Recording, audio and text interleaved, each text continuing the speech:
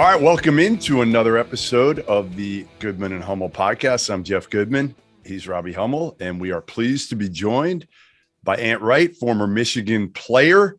I don't know how I describe you now, Ant. Like what do you do? Go ahead and promote everything you do, because you are a rising star within the industry. You know, young, kind of up and coming. You're going to pass Hummel soon. It's just a matter of time. I think he's younger than me because he was a 07 cat. So yeah, but he looks 10 years older. And so thanks, Jeff. Oh man, no, I'm with on3.com. I do work with the Wolverine right now. I've done work with Kentucky Sports Radio. I've done work with the Wolfpacker over at NC State, and you know that website is just getting going. I'm with Spotify on Spotify Green Room quite a bit. I've got a lot of stuff going on. But you're a Michigan man, right? I am a Michigan man. I recently launched my business, Wright Media Group, and you know they're linked with the NIL, going with Michigan right now. So I got a lot of stuff going, and I feel like we're just growing every single week. So good. Well, we appreciate you taking the time to come on. Really want to get your perspective on all this as a Michigan man who played there, but is not a Juwan Howard like apologist. You and I talked about last week when I was doing this story, on former NBA guys coaching in college, and I said, like, and my grade for Juwan Howard is a B+, and you said to me flat out, you were like, you might be too generous in your grade because Juwan was good in year one, great in year two, and has probably been a little bit disappointing in year three. All right, I didn't bring you on to talk about Juwan Howard and his grade, but I want to give people some context to, you didn't play for Juwan. You're pretty honest in everything. Last night, yesterday, we had a situation that people have probably seen and seen over and over about Juwan throwing hands, whatever you want to say, punch, mush, slap, however you want to define it. I don't think it matters. He threw hands at another coach. He did. And there were several things that led up to that, right? They're up 15, Wisconsin is, with about 15 seconds left. Juwan is pressing some of the walk-ons and reserves. Mm-hmm. Greg GARD calls a timeout. Yep. So both were probably in the wrong there at the end of the day. So I think both can take some accountability for that. And then all hell breaks loose in the post-game handshake line when Juwan basically says to GARD, I'm going to remember that. I'll remember that. And GARD puts his hands on him a little bit, stops him in the handshake line, trying to, we think, explain himself and say, hey, here's why I called the timeout. Yeah. Give me your take on all this, Ant. What went down? Who's at fault? Kind of your thoughts now. Honestly, I went back to look at it and watched it. I looked at, because like I record all this stuff, and I went all the way back to 2 minutes. So Chucky Hepburn hits big shot, pretty much the dagger, right? The dagger, and calls timeout, the sub timeout. Guys are excited. They're hype and all that stuff. I'm sure, because like watching pretty much every Michigan game, even though Juwan's a coach, Juwan really, he feels he's still a player at the end of the day. Sure. Right. So he sees that parading. He's in his mind, he's like, yo, let's roll the ball out. Let's end this next minute and a half strong. Don't let them do that to you, type of deal, right? So he comes out pressing, okay? If you are pressing, you are still playing and trying to win the game. 100%. Point blank, period. So that's why when teams are pressing and they're down by 8 or 9 and the other team scores, they want to get upset. I'm like, no. That's not how it works. If you want to play, you're going to play. Yeah. So at that point, with 15 seconds left, they're pressing walk-ons with Devontae Jones, who was third in the country in steals last year, right? So they're pressing with these high-energy players. Greg GARD has guys out there who don't deal with that situation. As they shouldn't be in the game. Right. As Robbie knows, those are the guys who are pressing the rotational players in practice with 5 beeline through like 7 or 8 guys once in a prep against freaking Clemson. It's like those guys, all they're doing is out there to go hard, do the right thing, and be rewarded for that in games like this. So if Juwan wants to play the rest of the game like a game, Greg Gard has to coach the rest of that game like a game, because we've seen wild things happen in college basketball. Wild things. If they get 2 or 3 steals and hit you at 9 straight, 5-point game with 4 seconds, crazy things can happen. So calling a timeout there, he's still coaching his kids. All right. So you justify that. You justify that. 1,000% justify that for sure. But I do see where Juwan's upset, because as a player, he took that a little bit too prideful. When as a coach, he should see, getting their butt beat in front of fans. Yeah. Hey, you know what? I get it. We'll see you next time. The issue, one of the biggest issues that I haven't seen brought up is when they went to the handshake line, Juwan didn't go in there right away. Right. Usually you have the head coach, then the assistants, then the staff, then you got the players, right? Remember against Maryland, the assistants were in a good position to separate Juwan right away. The assistants in this game went through first. Then some players went through. Now you have Gard and the staff pretty much against Juwan. So that's why you saw Michigan players there first, because instead of the coaches, because the assistants were 30 feet away. Robbie, you know how long these freaking handshake lines are. I know. You're shaking hands. But it's kind of like we saw this with Tom Crean's son, where you would just be like, why are you not the first person in the handshake line? What? How did that get to that point? And that is an important factor, I think, in what happened. And you're right. These things are freaking, they feel like 50 people long at times. I'm with you. It's nuts. And then so because of that, you had a situation where you just saw Juwan, a couple Michigan players, and you saw security there who did a piss poor job of separating things. And you saw a bunch of Wisconsin staff members as well there too, right? You didn't really see this. They probably don't even know what's going on, because I didn't see Martelli or I didn't see Sadie Washington or Martelli in the shot. Like, I don't even remember seeing them. Exactly. Yeah. So if you go back and watch, they're not even there to be like an equal barrier, right? Because if there's an equal barrier, they're not together and they're gone, right? Yeah. But by the time they got separated, right? I know the whole guard thing happened. Juwan wants to walk by. He goes, I remember that. He just wants to walk by. As a grown man, guard just got to say, hey, you know what? I'll call him in 24 to 48 hours. It's all good, right? Because some dudes, they just don't want to talk right then and there. That's what should have happened. Yeah. Right, should have. But, then as soon as he grabs him, he wants to talk to him. Now you're talking to a grown man who is pissed off of something that just happened 2 minutes earlier.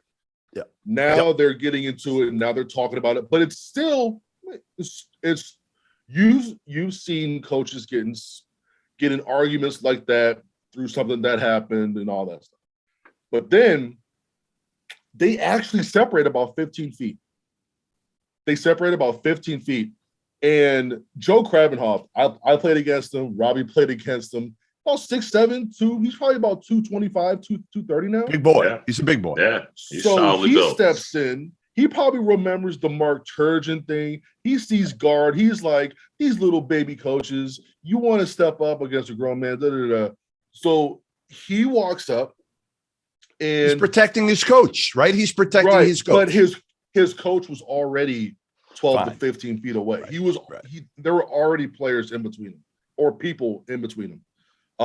Once he steps up, now it kind of reignites some things, and then he pushes Jaron Falls from Michigan, pushes Terrence Williams from Michigan. If you look at the replay and slow it down, Juwan is in the back, seeing all of this go down. And I don't even think Joe said anything. Based off of his mouth, I didn't see him say much, if anything. People are saying he said something, he said this, he was racist. We don't know. No. Anyways, no. So that's when Juwan, right away, like within a second, that's when he reaches over and strikes him. It was a strike, right? We can all agree that it was a strike, right? Cross his face, whatever. Yes. And that's when all hell breaks loose. And then that's when you see guys really start going. You see Sharif Chambliss, he kind of got like launched into Terrence Williams, and then not sure if Terrence tried to like put him down or he got attacked. I'm not sure, but that lit things up. And then as soon as Jacoby Neath laid a sucker punch on Terrence Williams, that's what started a melee. That's what started Musa getting into it. That's what started Terrence getting into it. That's what started, guys just started throwing blows, and that's what came up to. Well, what started it is Juwan Howard, right? I mean, he started without that strike, as you called it correctly. None of this other stuff happens. But if Joe also doesn't touch his players as well, because probably true, yeah, because you never touch the other team's players, you only touch your own, right? And that's kind of a thing. Like Robbie, if an assistant coach from Michigan came up to you and was hugging you, like you don't know this cat unless he recruited you, but like you don't know this cat, right? So like, no, that I do agree with you. I think if you're touching another player on another team, that's going to be looked at as a problem for sure, especially in that context. Yes. Now, context can change based on what's going on, right? But based on this situation alone, based on this context, that's it. And then I saw someone try to pull a receipt that like Juwan called a timeout late when they're up 30 against Purdue at like 142 or 146. I'm like, provide context when you're doing these things. He called timeout for the sub, not to celebrate, to do all this stuff. Sub. They're subbing. Okay. Totally different. Watch the game. Totally different. There's no minor difference. Right. And this is a check mark talking to me. Like, no, like, look, you are literally trying to sub to get guys in the game to end this game quicker, and so rotational guys don't get hurt. So that last night we had Randolph Childress on After Dark, and I thought he was terrific. Former Wake player, former Wake coach, now on After Dark, and race, how much it should be a factor in this, right? How much it should, because on social media, it was. I mean, people are coming at me for saying, hey, Juwan should be suspended. Randolph flat out said, like, this is not about race. This is about right and wrong and leadership and what should be done in a leadership position. Juwan's in a leadership position. Greg Gard's in a leadership position. Neither one should have ever allowed this to escalate to the point it did, where now it's a black mark on college basketball, right? Clearly. 100%. It's also going to affect those Michigan players, because you're going to have suspensions. You're going to have kids that, what do they want more than anything? Play in the NCAA tournament. Totally. That incident might have cost Michigan an opportunity. Now, again, we don't know. Are they in? Are they not? They're in the mix. They're in the mix right now. And now, without your head coach and potentially, and Phil Martelli, he'll be fine. Like, he's coached a long time in college basketball. It's not like Martelli's going with too old for this shit, bro. Probably true. Yes, you're probably right. Phil's probably like, I don't want to do this. I like the assistant. Nobody yells at me. There's no pressure. But I just feel like, going back to it, race, should it be an issue in this at all? Or where do you stand with it? Where do I stand? I have to make sure that I can see things from every angle and be, because I am such, I keep saying it, I'm such a fan of context. Like, because without context, you can take facts and present them as misinformation, right? So, like, I have to take a step back and really read through what people are trying to convey. And the national media was very, very brutal, very much so. And that's they should have been. They should have been. I don't think it's a race thing, though. I don't think it's a race thing. Now, whether you like Juwan or not, that can play into it, right? With the whole Fab Five stuff, or you just don't like Michigan, and that negative Michigan press gets a lot of clicks and a lot of love, which is fine. That's why you see the Harbaugh stuff every year. Like, is he going to the NFL? He's leaving. That gets tons of clicks. That pays people's salaries 10 times over that month. So when it comes to Michigan, if they can be spun in a negative light, they're going to go a lot harder, which, is part of the territory. I get it. But race, no. But I think it's a Michigan thing. That could be more because his second strike. This is the second time that he's had a bench clearing type of fiasco. And you wonder how much, going back to your initial point, with him being a former player, right? Who came into the NBA where this was, I'm not going to say it was like commonplace or anything like that, but as a player, he was taught, you don't back down. You don't back down from this shit. And again, that gives it a little bit of context to me of who Juwan Howard was. And he played for the Heat, right? Where toughness, and again, I get it. I do. I understand a lot of it. I just keep going back to the fact that no matter what coach that is, if you're striking another coach and thus kind of setting off what went in motion afterwards, you should be suspended for multiple games. I don't know if it's 3, 5, Big Ten tournament, whatever it is, there's got to be some harsh penalty by Kevin Warren, the Big Ten commissioner, by Ward Manuel, the athletic director at Michigan, to where it's, hey, listen, you know what? That's not allowed. I don't care who the coach is. If it's Tom Izzo, if it's Juwan Howard, if it's Fred Hoiberg, who they could probably use that with cause to try to fire because he's owed $18.5 million right now, and they can't fire him otherwise. I don't care who it is. To me, you shouldn't be fired for this. You got to learn from this. Yeah, and also when you're reading the rules, just give context, right?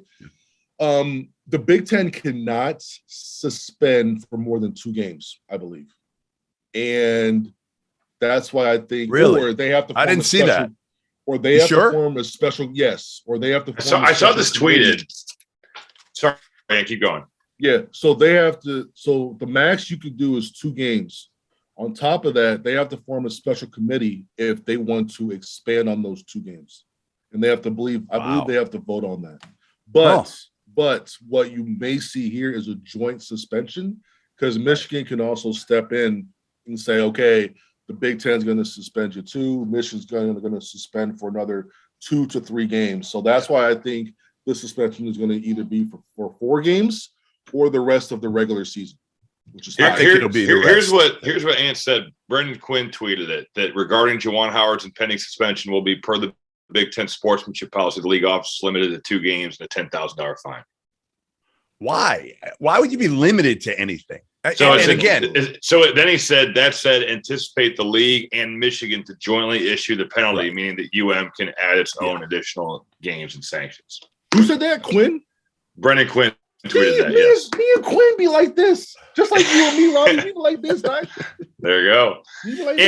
Have you ever seen anything like this? Even in AAU, I was thinking back. Have I ever seen 2 coaches fight or whatever you wouldn't even want to call this, have a issue or similar? I can't think of this even at the AAU level, and you see the craziest shit ever in AAU. Yeah, AAU is wild, bro. I've seen coaches, because around here, coaches poach like crazy. They'll steal so many players. So I've seen coaches go at blows in the parking lot. But I haven't seen coaches go right. But then you're outside of the whole the parking lot is a different deal. Exactly. You want to do it. That's probably where you should. I haven't seen dudes get shot, but I've heard plenty of stories of, guns being pulled in the parking lot. But it's always been outside. It's always been away from the courts, usually away from the kids, away from crowds, because that's more of like a personal matter. And I assume that's AAU in high school. AAU, yeah. Yeah. I mean, I just think it's so crazy that in a Big Ten game we had two coaches doing this. And this is the it's second pretty time, and it's both Juwan, and that's know. the part that sucks. That's the part that sucks because even when Juwan gets his text, they're intense. Boom. He earns them. He gets his money's worth. Yeah. He flips quickly. There's no buildup with Juwan. There's no buildup, which is more like a player, right? Mm-hmm. You're in the flow. You're chilling. He flips. Bad call ruins everything. Boom. Yeah. I'm going at whoever said that. No, you're totally right. I've done a couple games of theirs where he's gotten technical fouls, and boy, it's like they're no brainers for these officials. It's like if you have to give them to him. I totally agree with you. All right, Ant, before we let you go, I'm going to hit you with we got to hit you with one basketball question at least. National Player of the Year. I'm dying to know your thoughts on this one because National Player of the Year. Okay. Well, everybody, listen. It's most Big Ten guys. Now I know it is. Let's put Oscar Tshiebwe and Drew Timme in the mix because they have to be in the mix. They're at 4 and 5. And Ochai. Agbaji. Those three. I like Agbaji. Those three non-Big Ten players. Mm-hmm. But I think we can all agree: Johnny Davis, Kofi Coburn, EJ Liddell, Keegan Murray, maybe Jaden Ivey as your fifth. Those five are in the equation in the top 10 for sure in National Player of the Year. Let's start with this because this may be a little bit easier for you because you're a Big Ten guy. Who's the Big Ten Player of the Year? Who's been the best player from start to finish, not in Big Ten play, but overall this season? Overall, for me, it's between Kofi and Johnny Davis. What Kofi has done with that team, that they've had big guys miss big games, and they're still right there in the Big Ten race, and they're still there for a top 4, top 5 seed in the NCAA tournament. They haven't been to a second round since 2005, which is amazing for that program. And I think they can get there this year, especially if Curbelo can get back into his rhythm. And the fact that he hasn't been in his rhythm and Illinois is still there. I mean, amazing. Kofi has been a dog, man. Yep. But at the same time, you see Johnny Davis at Wisconsin. Wisconsin lost everyone. They lost Micah Potter. They lost Nate Reavers. They lost Ford. They lost Trice. These dudes lost a lot of people. Then there was a lot of drama with everything. Yep. I do think Greg GARD should be up for probably, if he wins the Big Ten National Player of the Year, in my opinion, and he's done a great job with that team, being able to play a little bit faster this year. They're usually bottom 15 team in pace. They're still slow, but they're the mid-late 200s. They're in the 100. They're the upper hundreds now. Upper hundreds. That's monumental for these dudes. Running gun. Crazy. That's running gun in Madison. Unleashing the dogs up there. So now they're more perimeter oriented. It's so weird. They don't have Frank Kaminsky, no Ethan Happ there. They no longer have someone throw the ball in the post to, and they've adjusted seamlessly. And I think that's a lot of guard. And so honestly, Underwood's done a great job too, man. I would say EJ will be third for me. I would put Keegan at 4, and I put Jaden at 5. And that's not, although I think Jaden is by far the best pro prospect, and I don't think it's close with Johnny Davis at all. I'm with you. Yeah, I don't think it's close. Johnny Davis's numbers. How about this against top 50 teams? Yeah, he's killed good teams. He's been 25.3 points, 8.8 rebounds. He's shooting 41% from 3, 53% from the field. I mean, insane in the craziest venues, right? West Lafayette, Bloomington, Champaign. He's done it in the most hostile places in America. And again, I've said it, and I don't know if you agree, either one of you agree. If you took him off the team, I'm not sure they're an NIT team. I'm not even sure they're good enough to be an NIT team without Johnny Davis. I mean, just like you take Hunter off of Michigan, they're probably down there with Minnesota and Nebraska, honestly. Yeah. I think you can make that argument with Liddell, too. If you took EJ Liddell away from Ohio State, they'd be real singular. They would not be dynamic. Yeah. But you take Kofi off of Illinois, they won't be that good either. So one more thing before we let you run. Yeah. What's wrong with Michigan on the court? Prior to this, obviously people had them ranked way too high. We all did. And the one thing I said was a lot of it was based on the recruiting rankings, which was so incorrect to do this year because we didn't see these kids play in person on the circuit and coaches didn't see them play. So a lot of them were, Kobe Buff, they were overrated. It's hard enough because you got these knuckleheads ranking anyway. All right. Some of these people that are doing recruiting rankings that are horrible at it. And then you add in that so maybe it should have been better. Maybe they should have been better because, they saw the kids. That's the difference. They have more film to watch, right? Anything. But so anyway, what is wrong with this Michigan team? What has been wrong with the team on the court? And is it correctable? Who deserves the blame? I will say this: before the COVID pause, they were not a very good team. Right. Their rotations were jacked up. After the COVID pause, I feel that they have been playing like an NCAA tournament team, even in their losses, even in their loss last night against Wisconsin. Just make shots. Yeah, you can't. Come on, just Caleb Houston, shots. Man. Caleb Houston just hasn't made shots like we thought he would. Consistent. Yeah, exactly. Caleb wasn't hitting shots. Eli wasn't hitting shots, and Wisconsin schemed to get Hunter out of the game. And they gave up some wide open attempts. Yeah. And Michigan they played like the ball was bigger than the hoop. It was amazing. They're, I believe, 1 for 17 at one point. Wow. And uncontested shots.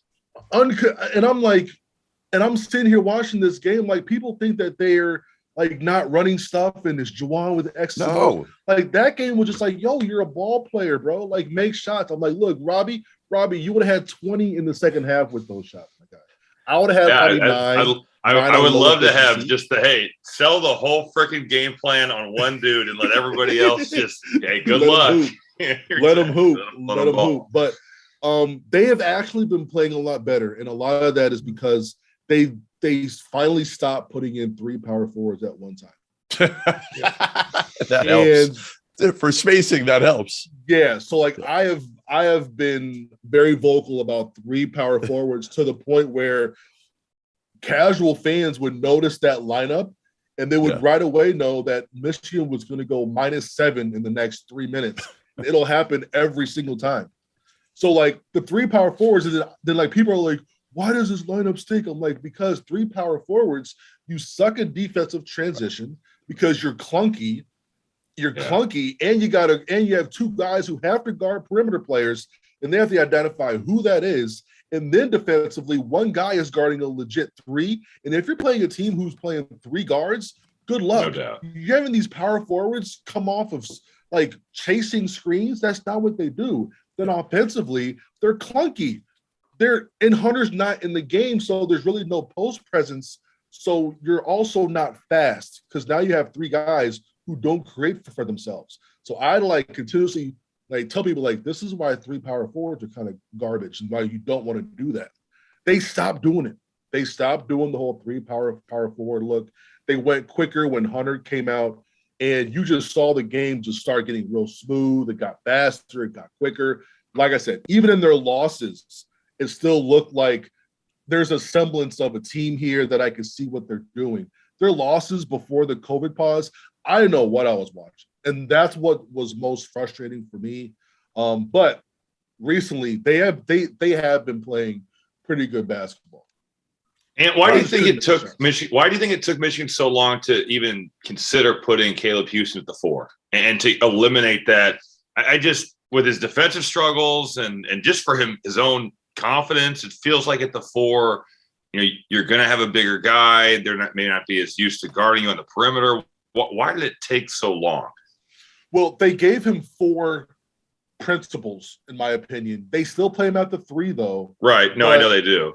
But it's almost like, who do you sit? Hunter, Musa? I guess you have your 3 best players are going to be those 3 guys, and it's a tough spot to be in. I do get that. It's so hard, and it's so hard from a coaching staff to make tough decisions. Because if you look at this year's plus minus, Musa is towards the bottom. He's only towards the bottom is because he's in when Hunter is not in. Right. And so it's like how do we work this? Do we put more Brandon at the 5?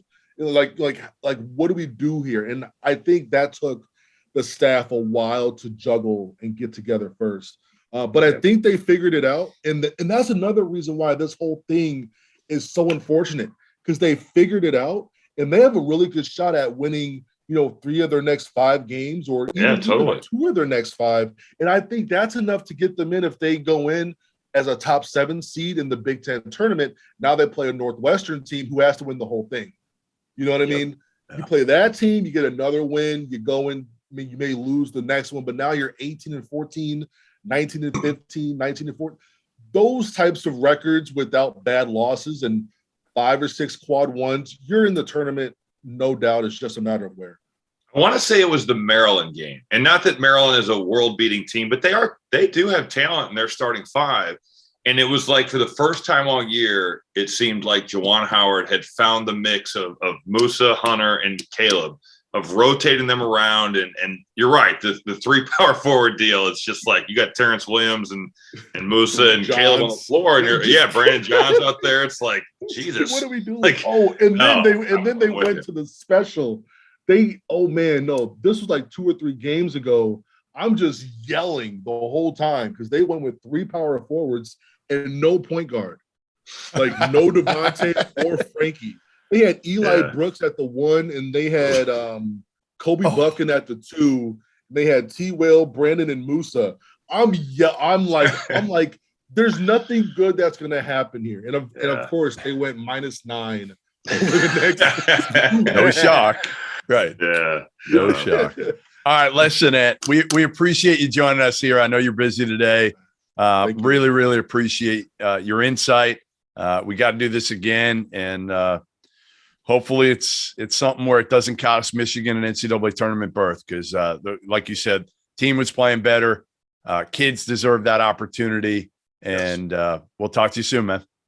Thank you, Jeff. You're killing it over there. Robbie, you're killing it. Keep working. I don't know how you're contracted to do ESPN and Fox, but you must be loved greatly. Yeah. Lucky agent deal, I guess. But yes, thanks, Ann. Appreciate it. The greatest agent, bro. It's like your character gets killed off in season 2, but your agent finds a way to get you back. Coming back. Man, that's a good comparison. You're like Denny Duquette from Grey's Anatomy. Come back as a ghost. It's all good. Thanks, man. We'll talk soon. More important than peace of mind? Nothing. And that's what NordVPN is here for, to give you peace of mind while you are online. And with all the threats that you face today on the internet, it's more important than ever to be sure that you can have the best VPN you can get. NordVPN is the world's best VPN service, offering the fastest connectivity, most servers, and next-gen encryption to make sure that everything you do online stays secure. Plus, you can use NordVPN on all of your computers and devices, no matter the operating system.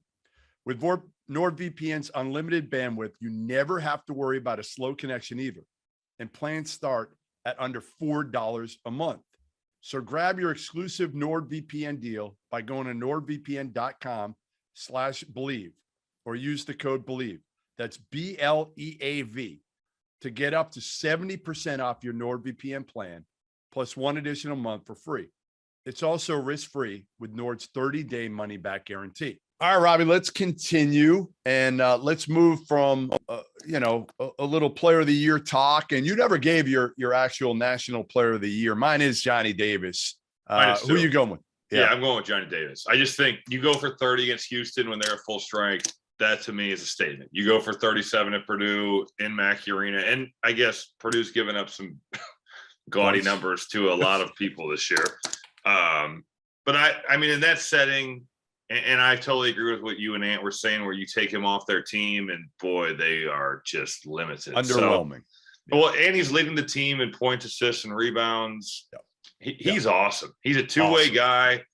He guards his ass off. He plays hard. He competes. Now, I will say there are opportunities in the last 4 or 5 games for other guys to still win the award. Kofi could do it. I think EJ Liddell could do it. You talk about Jaden Ivey. They go head-to-head in March in Madison. That will be a statement-type game again. Keegan Murray is flying under the radar. That dude is a stud. The Big Ten has elite players, and guys that I think are going to be taken in the lottery. I think you've got 3 lottery picks in the Big Ten this year. Ivy, Keegan Murray, Johnny Davis. Where would you take EJ Liddell? If you're an NBA team, where would you personally take EJ Liddell? Well, that's a tough question. I would say 20 to 35. Me probably. too. I would think. I mean, I think he's really good. And I think you look at him, and I think he's improved defensively. He could still be better guarding guards, and that's going to be the biggest thing for him. I don't think I heard someone the other day compare him to Paul Millsap, and I don't think he's as tall as Paul Millsap. Right. I think Millsap's more like 6'8", and EJ is probably more of like 6'5". Yeah. But boy, he does, man. He gets his butt on you. He can post you. He can drive it. He's shooting it from 3 well, so I really think he'll shoot it from 3 in the NBA too. Even with he can guard, and he can guard now, Rob. And I think he is guarding better. I think there's still room to improve. Protecting the rim, he has been incredible this year. I mean, he coming out of nowhere. He had some blocks at Michigan where you were like, "Holy shit, this dude is just defending his ass off." So I think that I would say 20 to 35, and that'll all depend on how does he work out. All that stuff. But I think he's had a great year. And you know what? He is a great example of a guy that said, you know what? I want the NBA feedback, and I'm going to take it, and I'm going to take it in the most positive manner I can. And he has done everything that you would hope. He hasn't proved he can't do anything. He's worked on his game. EJ Liddell, he's a pro. All right, we're going to do a few kind of not rapid fire, but we'll get through these fairly quick. First, biggest winner of the weekend, Rob. Who was the team, player, whatever? Who just won the weekend? Boy, I am gonna say. I mean, you had Iowa winning in Columbus against Ohio State. Right. That's a big one. Florida gets a big one against Auburn. You know what? I'm gonna go Florida because I think that they're talented. I saw them in December, and I think that they've got a team that you look at on paper and you're like, these guys should make the NCAA tournament. And I think to beat Auburn, to get yourself back into the conversation of being on the right side of the bubble, I will go Mike White and his Florida Gators, and they've got opportunities. I think they've got Arkansas coming up at home. They did. And I think who else they play down the stretch? I'm trying to think. I want to say they've got Arkansas at home. And then it is, they got Kentucky end of the year. Got to handle business against Georgia and Vanderbilt, but you got Kentucky at home. You got Arkansas at home. You have opportunities. So I'm going to say Mike White and the Florida Gators. All right, for me, I'm going to West Texas, my favorite place to go, and I'm going to Lubbock. They love you there now. They love me. Yeah. Listen, you swept Chris Beard.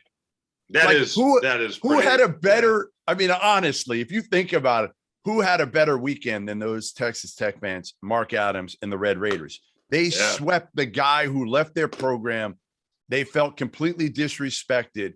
And now, to me, in my latest rankings that I just put up, I believe I have Texas Tech at like number 7 or 8. Yeah. No, I mean, who would have thought that they would be at that level without Kevin McCullough? With all the turnover, with some of the injuries they've had, your head coach leaves. Yeah, they've had an incredible season. And an easy transition into our coach of the year. I have said it a week ago. For me, it was Ed Cooley, but then Providence lost at home to Villanova. How about Texas their win Tech. yesterday, though? They were down 19 in the second half. Butler, that's a tough loss, but sorry. They probably fell in Ken Palm. Providence did like 10 spots because they won a close game. You can't win close games. You know that, right? I'm telling you, if you look right now, I don't know if you have Ken Palm available. Right, we got it right here. What do you want me to look at? Tell me what Providence is in Ken Palm right now. But Mark Adams to me is 46. Yeah, they fell. Last week. They were like 40, 41. I'm telling you, they fell. Yeah. So yeah, I want to say they were 44 before the Butler at the Butler game, and now can't win close games, Rob. If you win close games, you get penalized. I don't quite. I do understand it. I don't agree with it, I guess is my bigger thing. But Mark Adams, to me, is the clear, not clear, but the front runner for coach of the year. I'll give you my other four guys. Barring an implosion, yes, I agree. Correct. I mean, Ed Cooley's got to be in the equation, especially if they win the Big East regular season title. They got 3 games left. They go to Villanova in one of them. So if they get that one, they win. Tommy Lloyd, got to be in the mix. Yep. Bruce Pearl, to me, got to be in the mix. Yep. And Greg Gard. Greg Gard's got to be in the mix. Those are my 5 front runners right now. Yep. For high major national player coach. I wrote those guys down too, and I put Kelvin Sampson because I think he's had to plug holes, and they've kind of stumbled here, so I don't think he'll win the award. And I wrote Brett Underwood down because same deal. Yep. I mean, the amount of injury that he's dealt with and illness, and the fact that they still are in shape to, like Ant said, be a top 4 seed and win the Big Ten. But everybody else, Mark Adams, the front runner, Tommy Lloyd, very deserving, Ed Cooley, Bruce Pearl, same thing. Yeah, that's a good group of 7, I would say that you could put for that. All right, we're going to end with Rob, your biggest under the radar team.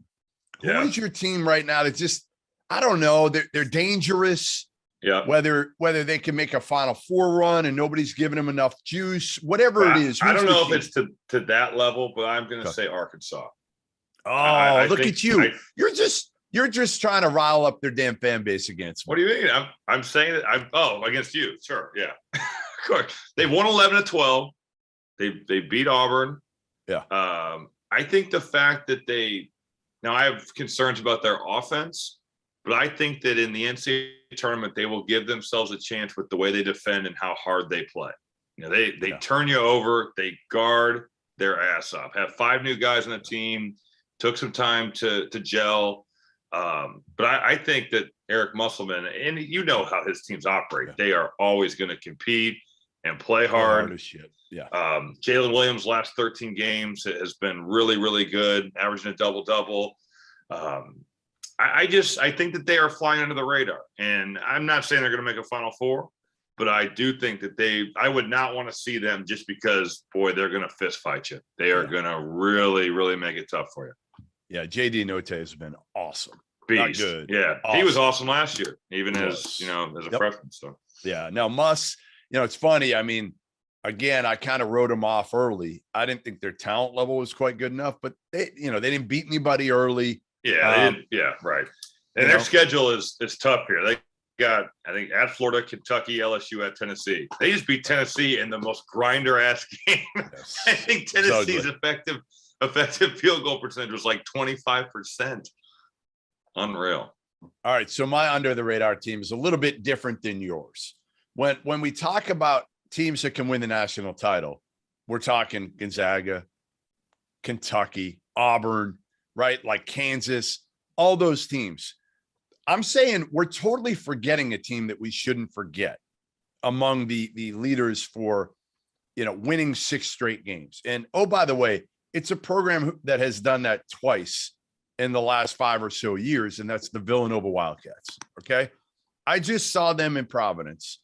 They went into, it wasn't like what I saw in Lubbock when Chris Beard came back, but it was damn close. I mean, the fans there are nasty. They're like Indiana. And they hate you too. They do. They don't like me for some reason, but I've been getting more tweets from Providence fans. I'm getting sucked into your issues here. Hopefully they don't align you with me because you're a lot nicer human being than I am. But that's Villanova, here's what it is for me for Villanova, Rob. Like, they've been there, they've done that.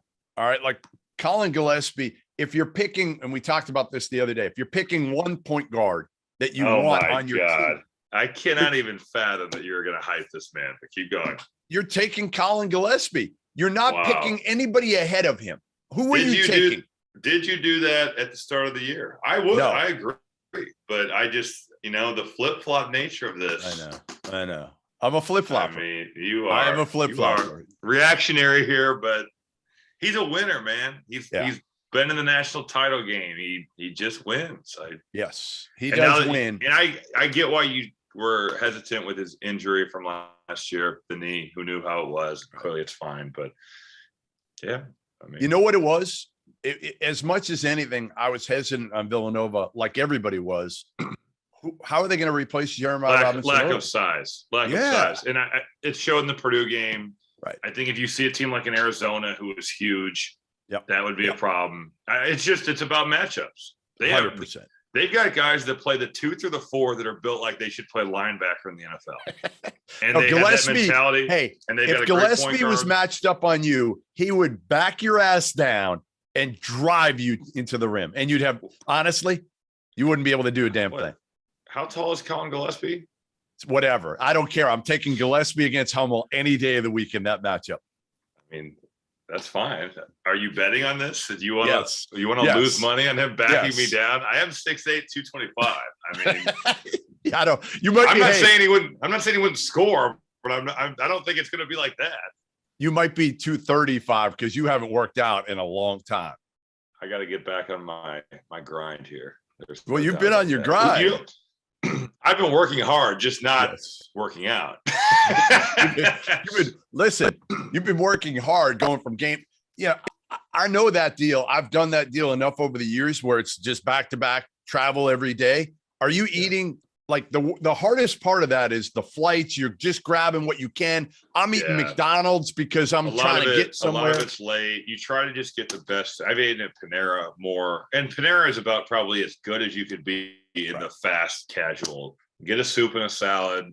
Try to avoid the burgers and fries. Yeah, dude, when you're on the road driving, like I had to drive from Rutgers to Maryland last week. The game ends at 9. The only things that are open are like Wendy's, McDonald's. And I mean, you're hungry and you're starving after a game. It's hard. Yeah, it's tough. We don't want to do a biggest loser of the weekend. Yeah. Biggest loser of the weekend. Who is it? I mean, everybody in the Wisconsin-Michigan game. I just think it's the worst look for the conference, the worst look for those teams. Yeah. I feel horrible for the Michigan players because I feel like they were put in a spot where they're trying to do the right thing, but you're not, you're putting us as not a situation to not. And I think if Michigan missed the NCAA tournament for this, that would be a shame because I do agree with Ant that they were playing better. And like Musa Diabate, like this kid just had 28 in a win in Iowa. And all that anybody's going to be talking about is that he was throwing haymakers after a game, So everybody in that situation to me is the biggest loser of the weekend. And I was shocked watching that. I could not fathom. It was so AAU. And I think that the Big Ten and these teams are so much better than that. Like you said, listen, I've covered recruiting for years. I've never seen a situation. I've seen fights with players that happens in AAU. Yeah. That even happens in the post-game handshake lines. You'll see players and coaches verbally going at it, but never to the point where a coach or even really a player. I mean, I guess, yes, I shouldn't say that. You've probably seen player on player physical instances. I've seen one thing like this in my time. Remember the Kingwood Classic? I mean, it was like the biggest AAU tournament ever. And somehow we made it to the final both years. So we were playing, and the Kingwood was kind of a shit show, as you know. I think it was Hal Passner's deal, right? It was.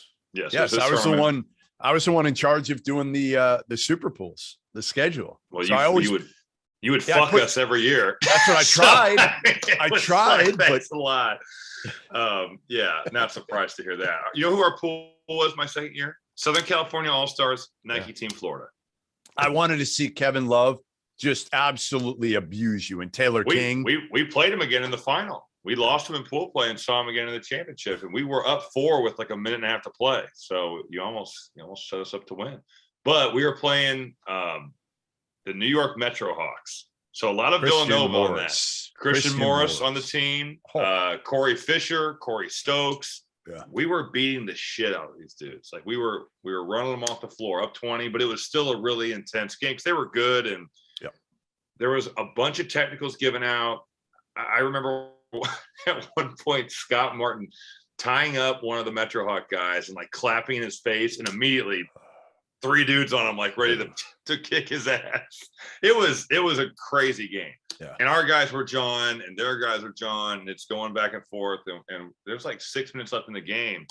They give more techs out, and the refs say, forget it, forfeit, game's over. Really? Like this is out of control.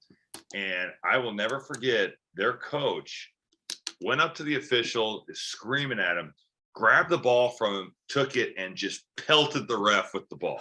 And all chaos ensued. I mean, we were like, remember my mom and dad were there, and like we were trying to leave the gym, and guys were about to fight, and the police came. But dude, this is the freaking, Kingwood Classic, not a Big Ten. You thought it was the biggest thing. You thought it was the biggest thing in the world then. Right. No doubt. But at the same time, you're looking back and you're like, dude, that's some jank AAU tournament down in Houston. This is not a Big Ten game on CBS. That's the only situation that I can even think of that is similar to this. Yeah, like you said, listen, it's an embarrassment on college hoops. It's something that we shouldn't really be talking about today. And I'm sure everybody is, right? Even it's the football's story over in sports outside of the NBA All-Star game. Right. And football's over. Now is the time, honestly, if this had happened a month ago, it'd be kind of a blip. Yeah, it'd be more of a blip because everybody be talking about football. Now we finally get where people have put basketball at the forefront and college basketball at the forefront when people say it doesn't matter for 10 months of the year. And this happens. And that's not what we need at this point. So I guess some people could argue that no publicity is bad publicity, but it is unfortunate because outside of Steph Curry hitting 16 threes, this is the biggest story today. I didn't even know he hit 16 threes until you just said it. Well, you're a bad fan then. No, I'm not watching the All-Star game. I'm not watching. I think the new format is good. The last quarter is awesome. Well, yes. It's the greatest pickup game that you will ever watch.